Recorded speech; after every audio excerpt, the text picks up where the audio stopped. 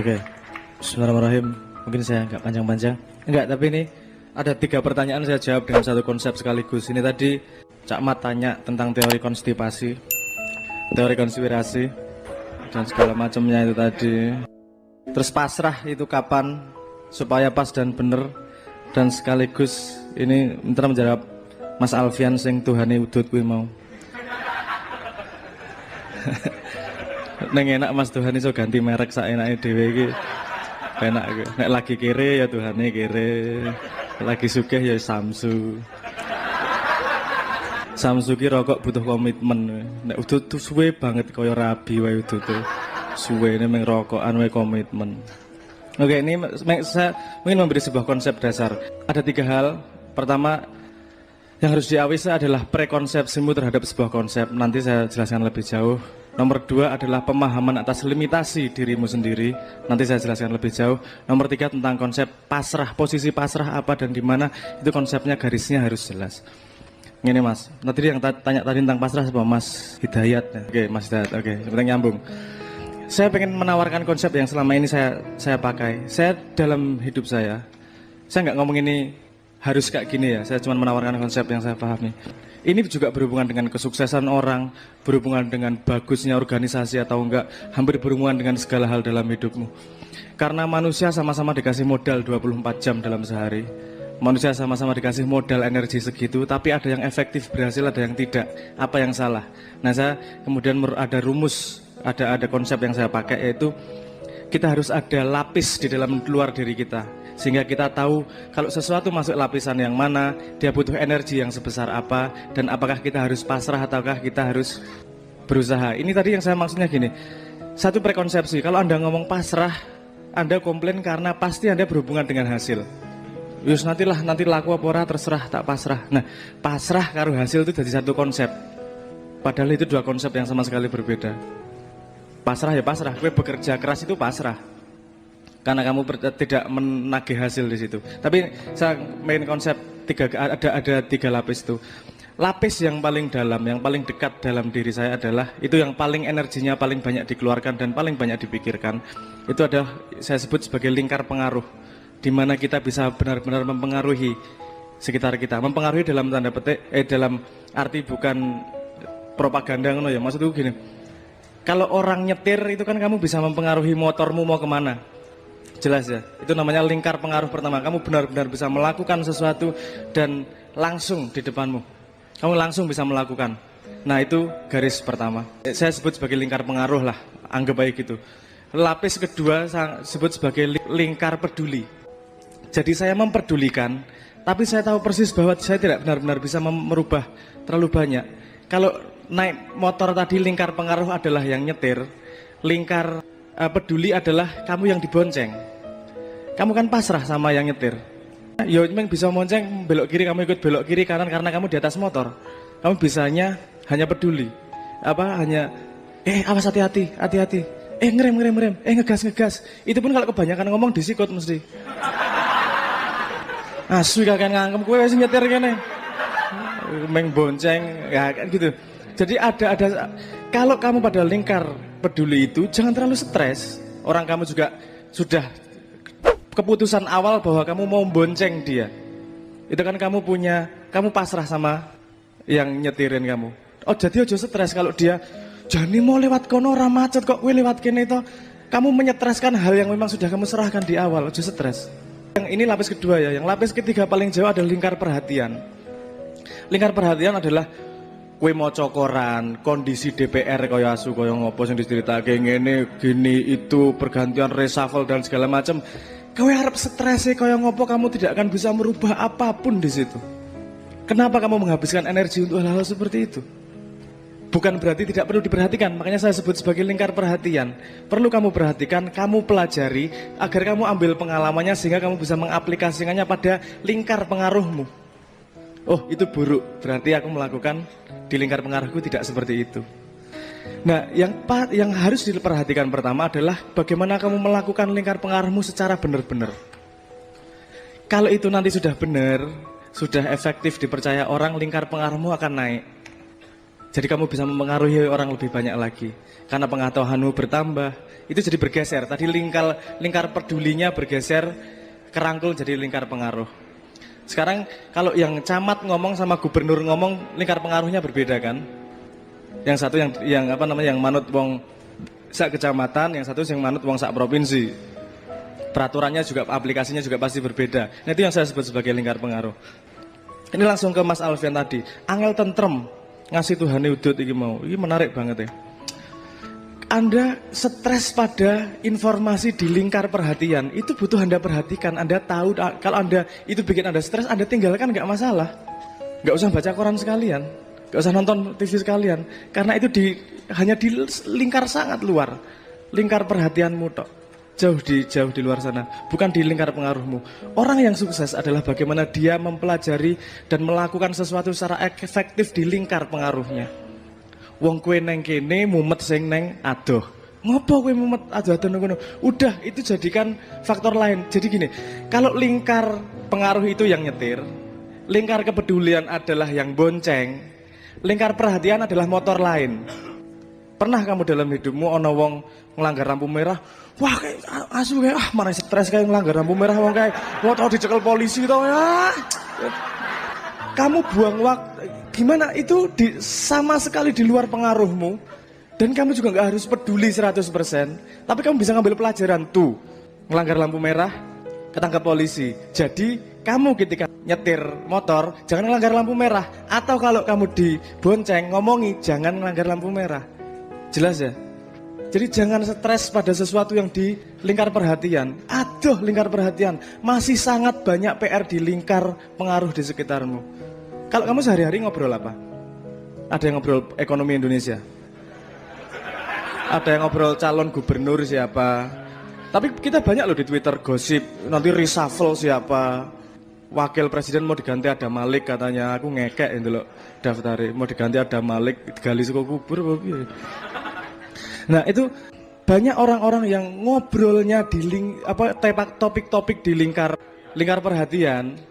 Tapi malah melupakan yang di lingkar pengaruh dia. Kamu jadwalin sehari-hari, melakukan apa yang bisa kau rubah sehari-hari biar bisa lebih efektif. Agar kamu, aku ki pemimpin kok ora dipatuhi to karo ngisor-ngisore. Loh berarti aku lingkar pengaruhku walaupun sebenarnya potensi lingkar pengaruhku luas, tapi lingkar pengaruhku sangat kecil nih. Berarti ada yang salah sama diriku. Apa coba aku awasi? Orang juk nyalahke wong malan. Kan kamu tahu, itu lingkar pengaruhmu. Bahkan nyari pacar, gue sing isik jomblo gue. Ceng. Daripada dipisui Pak Yai gue. Bahkan cari pacar, itu kalau kamu meletakkan posisi cewek itu pada posisi yang salah, kamu akan tidak efektif mendapatkan pacar itu. Misalnya gue seneng karo wong wedok, njuk. Itu dimasuk di lingkar pengaruh, lingkar peduli atau lingkar perhatian. Kamu belum kenal sama anaknya. Kan masih lingkar perhatian tuh. Tok stresi, wah nek karo kae enak, wah nyaman ya. Wah. Bayanganmu macem-macem naksira karuan, ketika gabruk ketemu iso ngomong ora kowe. Celat cangkemmu dadian. Keringetan kae, ngompol dan seterusnya lah. Karena kamu konsentrasi pada informasi di lingkar yang kamu tidak bisa kontrol. Kalau kamu tahu persis, oke, itu di luar lingkar pengaruhku. Yang bisa aku pengaruhi, yang bisa dalam kontrolku adalah diriku. Gue dadi necis, dadi wangi, dadi percaya diri. Ketika ketemu, kamu benar-benar bisa mempresentasikan dirimu yang terbaik.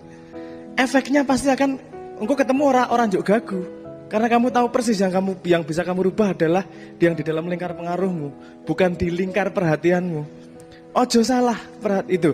Ojo jangan salah meletakkan informasi pada yang tidak pada tempatnya. Nah, pasrah letaknya di mana? Kalau kamu sudah tahu peta ini otomatis ketok.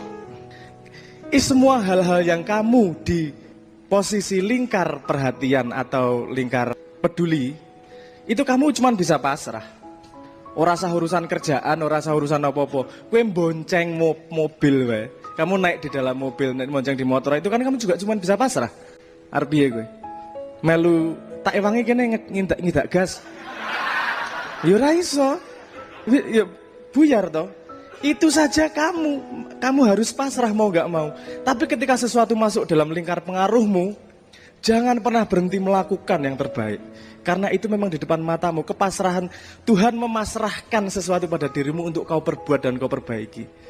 Nah, nek kowe arep memasrahkan sesuatu kepada Tuhan agar diurusi, kowe kudu menyediakan diri kepada Tuhan bahwa nek ana sing ning ngarepku tak urusi dengan baik Tuhan. Aku akan memperlakukan makhlukmu seperti aku ingin diperlakukan oleh Tuhanku. Kan cetha, logikanya jelas ya.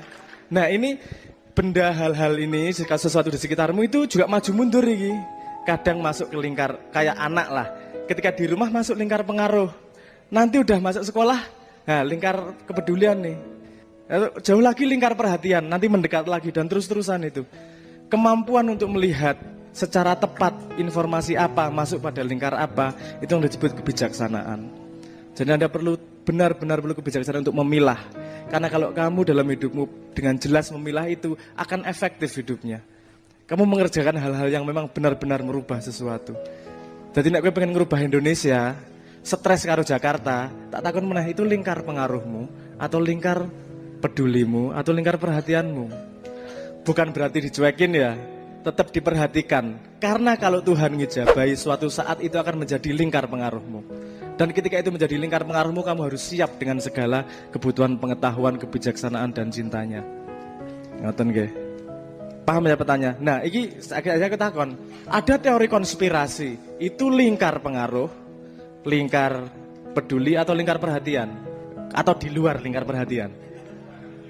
Kapan-kapan itu diomongkan, nggak masalah, tapi nggak perlu diomongkan besar-besaran. Itu semua juga nggak primer kok.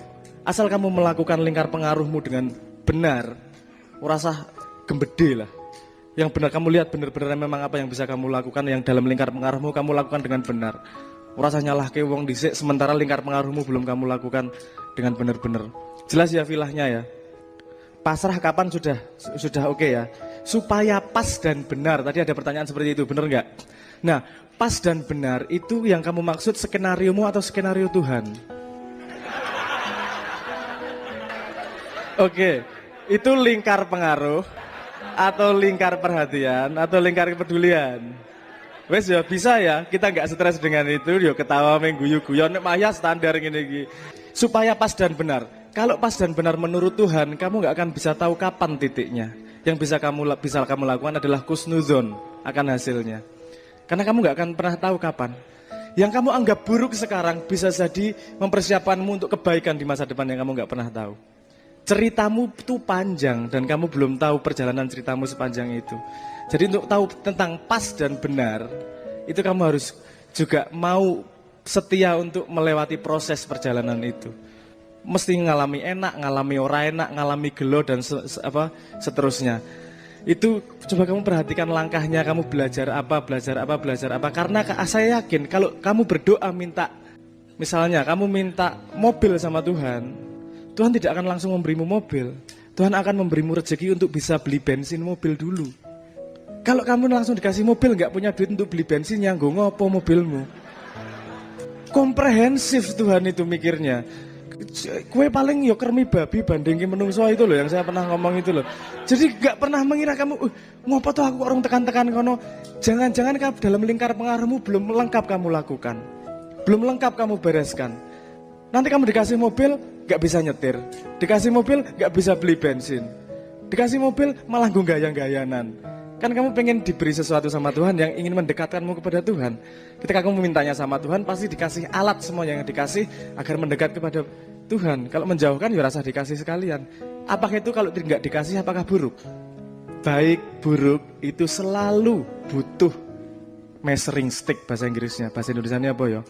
Selalu butuh tolak ukur. Saya kita takon, dalam tolak ukur kesejahteraan, korupsi itu baik atau buruk? Buruk untuk rakyat. Kalau untuk yang korupsi? Nah ya toh. Baik, buruk itu sangat-sangat relatif. Kamu lihat dari sudut pandang mana, yang ngelihat siapa, urusan kesejahteraan atau urusan pahala dosa, urusan sekarang atau besok, atau masa depan, atau anak cucu. Nah, variabelnya amat sangat banyak. Kalau kamu mikir itu terlalu jauh, tidak akan ketemu jawabannya kecuali nunggu waktu. Daripada mikir itu stres, itu kan lingkar perhatian juga. lakukan di lingkar pengaruhmu. Di lingkar pengaruhmu, lakukan sebaik-baiknya. Yang kamu tahu aku melakukan baik. Karena lingkar pengaruhmu kecil, kamu akan diperjalankan yang tidak kamu ketahui jalannya di lewat mana. Tuhan tidak akan disangka-sangka datangnya dari mana untuk ke tempat yang kamu tepat di mana nanti. Apakah lingkar pengaruhmu tambah luas? Apakah lingkar pengaruhmu sedikit tapi sangat penting? Nah, dan seterusnya lah segala macam, Tuhan yang tahu. Yang bisa kita lakukan adalah husnudzon dan berbuat sebaik-baiknya sesuai dengan bagaimana kita bisa melakukan. Nah, menurut saya sholat, yaitu tadi, sholat itu salah satu cara kita melatih pemahaman kita tentang positioning tersebut. Apakah kita di lingkar pengaruh, apakah kita di lingkar peduli, atau di lingkar perhatian. Karena ketika sholat kita dilatih positioning kita sama Tuhan.